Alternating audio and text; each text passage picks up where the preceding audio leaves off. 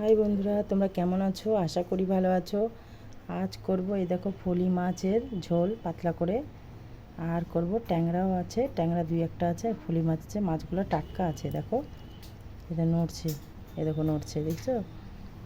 টাটকা মাছ, এই মাছটার ঝোল করছি, দেখতে থাকো তোমরা রেসিপিটা। এগুলো ধুয়ে আনছি, যে হলুদ দিচ্ছি, লবণ দিচ্ছি, এখন মাখিয়ে নিব। কড়াই তেল দিয়ে দিচ্ছি, এখন মাছগুলো একে একে ভেজে নেব।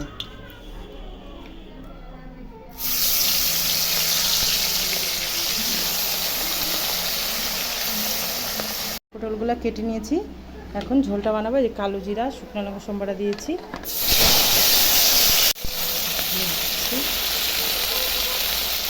লবণ দিলাম,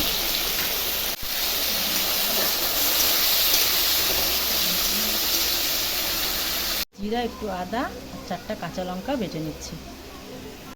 দেখো মশলাটা বেটেছি, এখন দিয়ে দিচ্ছি মশলাটা। মশলাটা দিয়ে এখন আলু পটলটা কষাবো কিছুক্ষণ, তারপরে জল দেবো। মশলা দিয়ে ভাজা হয়ে গেছে, এখন জল দিয়ে দেবো।